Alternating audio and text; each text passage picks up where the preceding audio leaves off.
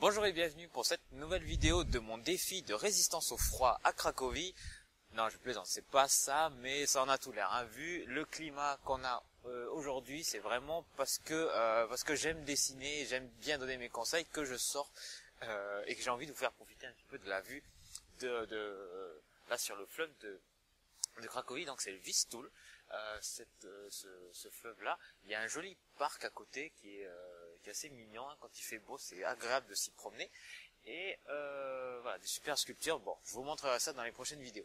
Et alors dans cette vidéo de mon défi de 30 jours, de quoi je vais vous parler? Eh bien, je vais vous parler de il y a une question qui m'a été posée. Alors, excusez-moi, je bafouille. En plus, j'ai les lèvres qui sont un peu froide, c'est un peu dur d'articuler, mais alors qu'est-ce que j'ai sélectionné comme question pour cette vidéo? Eh bien, c'était une question d'un lecteur qui m'a demandé comment faire pour que le croquis, lorsqu'on dessine un croquis, ça reste dans le format. Alors, je me cache un petit peu. Comment faire pour que le croquis, en fait, ne déborde pas du format et d'être certain que le motif rentre à l'intérieur? Eh bien, j'ai une méthode qui est toute simple, hein. Avant de vous l'expliquer, je vous invite à vous inscrire, en fait, à vous abonner à la chaîne YouTube, comme ça vous serez sûr de ne jamais louper aucune de mes vidéos, hein, pendant ces 30 jours, et à chaque fois vous serez averti des nouvelles vidéos qui vont sortir, et vous n'en manquerez aucune.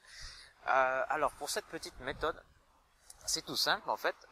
Pour être certain qu'un objet ne déborde pas de la feuille, j'ai pris au moins l'habitude de, lorsque je regarde le modèle, de sélectionner alors soit l'objet en intégralité si c'est cet objet-là que je veux cadrer dans mon dessin, ou alors une partie de celui-ci, comme par exemple là dans la démonstration que j'ai faite, c'était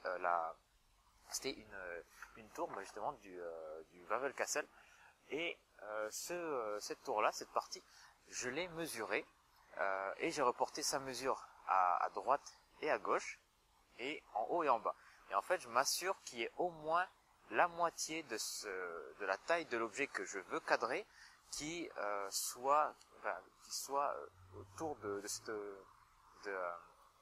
l'objet principal. C'est-à-dire, si je reformule un petit peu ça, c'est que cet objet-là, il devrait pouvoir rentrer une fois à gauche, une fois à droite, et à moitié en haut et à moitié en bas. En fait, ça crée une marge pour éviter que celui-ci ne dépasse de trop, en fait, ne dépasse du format, et pour être certain qu'il soit cadré par rapport à la feuille de papier. Donc ça, je le fais lorsque je suis devant une photo et que je dessine l'objet. Pour les croquis sur le vif, c'est un petit peu différent. En fait, j'ai une technique, moi, qui s'appelle le carré de référence, qui consiste en fait à mesurer un module de ce que l'on voit en face de nous, de ce que l'on veut rentrer dans le papier avec son crayon, de créer un carré en fait, et avec ce carré là simplement de compter le nombre de carrés qu'il y a dans l'objet pour pouvoir reporter l'équivalent sur le papier. Je ne vais pas expliquer plus en détail cette technique là parce qu'elle est quand même très complexe, et ces vidéos sont censées être très courtes. Voilà pour cette vidéo là, donc merci de m'avoir regardé. Comme d'habitude, vous êtes libre de télécharger mon guide mes guides avec les bases du dessin expliquées, voilà, simplement pour pouvoir soit vous y mettre, soit vous remettre à dessiner si vous avez eu cette passion par le passé et que vous voulez vous remettre le pied à l'étrier un petit peu. Donc le guide, vous pouvez le télécharger, ce sera après ma tête lors du générique.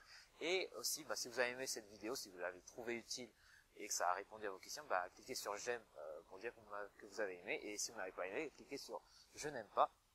Et voilà, donc comme ça, moi je saurai un petit peu si c'est ce genre de conseil-là, ce genre de vidéo que vous aimez ou que vous n'aimez pas. Comme ça, moi je corrige le tir. Et pareil, si vous pensez que ça peut aider des gens, partagez cette vidéo. Si vous pensez que ça peut aider personne, ne partagez pas. Et voilà, donc voilà, moi ça m'aidera beaucoup. Et je vous dis merci de m'avoir regardé et de m'avoir accompagné par ce froid en dehors à Cracovie. Et je vous retrouve demain pour la prochaine vidéo. Au revoir.